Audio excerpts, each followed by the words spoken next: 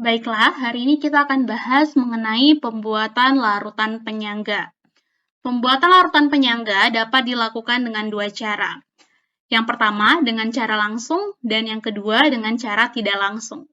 Nah, kita masuk dulu untuk pembuatan larutan penyangga dengan cara langsung. Nah, untuk pembuatan larutan penyangga pada cara langsung, untuk larutan penyangga asam, yaitu di mana di sini akan dicampurkan antara asam lemah dengan garamnya. Atau maksud garamnya di sini adalah basa konjugasinya. Jadi garamnya ini harus mengandung basa konjugasi dari asam lemahnya. Contohnya itu seperti antara HCN yang dicampurkan dengan NaCN, di mana HCN ini merupakan asam lemah, sedangkan NaCN ini merupakan garam. Nah, garamnya ini mengandung basa konjugasi dari HCN yang merupakan asam lemah.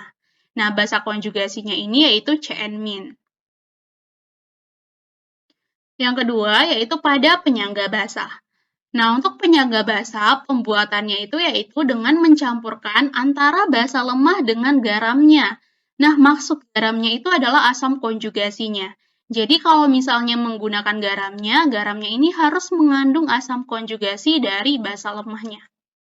Contohnya itu seperti NH3 dicampurkan dengan NH4Cl. Nah, NH3 ini merupakan basa lemah, sedangkan NH4Cl ini merupakan garam. Di mana garam dari NH4Cl ini dia mengandung asam konjugasi dari NH3. Nah, asam konjugasi dari NH3 yaitu NH4+. Nah, selanjutnya kita masuk untuk pembuatan larutan penyangga dengan cara tidak langsung. Nah, pada cara tidak langsung, pembuatan larutan penyangga dapat dilakukan dengan mereaksikan antara asam dengan basa. Nah, kita lihat dulu pada penyangga asam. Nah, pada penyangga asam, di sini kita akan mereaksikan asam lemah dengan basa kuat. Syarat untuk membentuk larutan penyangga di sini akan menghasilkan asam lemah yang berlebih dan basa kuatnya habis bereaksi. Nah, contohnya itu seperti 15 mol HCN yang direaksikan dengan 10 mol KOH. Untuk melihat apakah reaksi antara HCN dengan KOH ini menghasilkan asam lemah berlebih, kita bisa melihat dari stoikiometri berikut ini. Nah, di sini reaksinya yaitu HCN ditambah KOH menghasilkan KCN ditambah H2O. Nah, di sini jumlah mol mula-mula HCN 15 mol dan KOH-nya jumlah molnya 10 mol.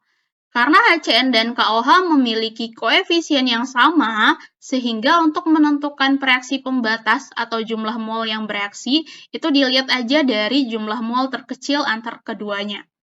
Nah, di sini berarti yang bereaksi adalah KOH sebanyak 10 mol, sehingga dia habis bereaksi, dan HCN yang terbentuk dapat diperhatikan dari jumlah mol KOH yang bereaksi. Karena koefisiennya sama, sehingga yang bereaksi adalah 10 mol juga, KCN yang terbentuk adalah 10 mol dan H2O yang terbentuk 10 mol. Sehingga berdasarkan reaksi yang terjadi akan bersisa HCN-nya sebanyak 5 mol, KCN-nya 10 mol, dan H2O-nya juga 10 mol. Nah, dari sini dapat kita lihat kalau HCN ini bersisa 5 mol, artinya HCN ini merupakan asam lemah yang bersisa. Dan KCN juga terbentuk di sini, di mana KCN merupakan garamnya, atau garam yang mengandung basa konjugasi dari HCN. Sehingga ketika HCN dan KCN ini bersisa, akan terbentuk larutan penyangga asam. Nah, selanjutnya untuk yang kedua, yaitu pada pembuatan larutan penyangga cara tidak langsung untuk penyangga basa. Nah, untuk penyangga basa itu berarti kita mereaksikan antara basa lemahnya dengan asam kuat. Untuk membentuk penyangga, maka basa lemahnya harus berlebih atau bersisa, sedangkan asam kuatnya harus habis bereaksi. Nah, untuk itu kita bisa melihat dulu dari contoh berikut. Jika yang direaksikan adalah 10 mol NH3 dengan 5 mol HCl.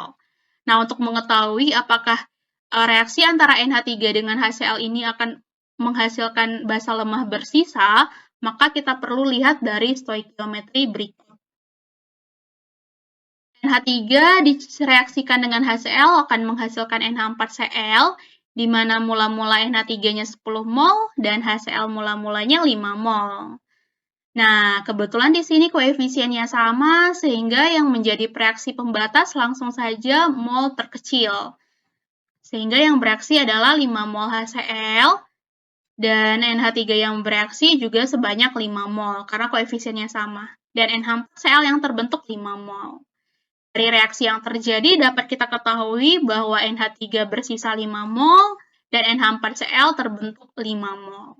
Nah, dari sini dapat diketahui bahwa NH3 bersisa 5 mol menyatakan bahwa basa lemahnya berlebih. Dan NH4Cl yang terbentuk berarti di sini ada garamnya, di mana garamnya ini mengandung asam konjugasi dari si basa lemahnya atau dari si NH3. Dari sini dapat diketahui nih, kalau di sini basa lemahnya berlebih dan juga terdapat asam konjugasinya, sehingga akan membentuk yang namanya larutan penyangga basa. Oke, sekian dulu penjelasan kita terkait pembuatan larutan penyangga. Terima kasih dan sampai jumpa.